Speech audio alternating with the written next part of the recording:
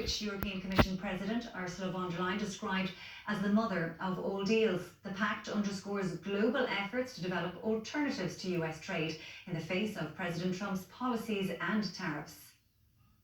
Senior EU figures lay a wreath at the memorial for India's founding hero, Mahatma Gandhi. The return of Donald Trump to the White House threatened to signal the death knell for global trade. A market of 2 billion people. And this is the tale of two giants, the world's second and fourth largest economies.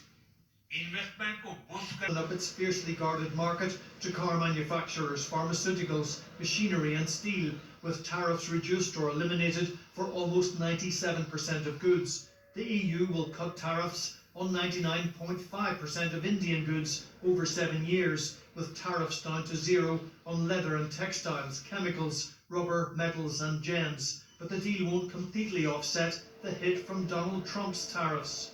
The EU-India trade only relates to about 2.5% of all EU trade in general. So it's not like this is going to equal out whatever's lost from the US. Sensitive sectors like beef, dairy, rice and sugar have been kept out of the deal, but Irish whiskey exporters will celebrate the halving of the current 150% tariff, with the rate dropping to 40% over 7 years. Now, there's RTE pushing the trade agreement with India and the European Union, telling you all the benefits. Now, it won't be a benefit for leather and shoes and that thing, and obviously other things like that trade. But what they've omitted, and the main thing that everyone is bothered about, the EU is going to allow students and so-called critical workers. Critical workers will be effers driving in vans, delivery, all this shit. Not only will they be allowed in, they'll be allowed to bring in up to 10 members of their family, if not more.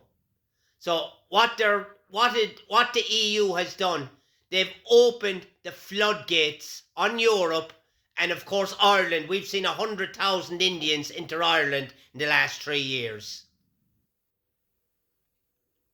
Now, when there's this agreement from Europe, they'll have a legal pathway. They'll just be flooding. There'll be 1 million Indians in Ireland within the next 3 years.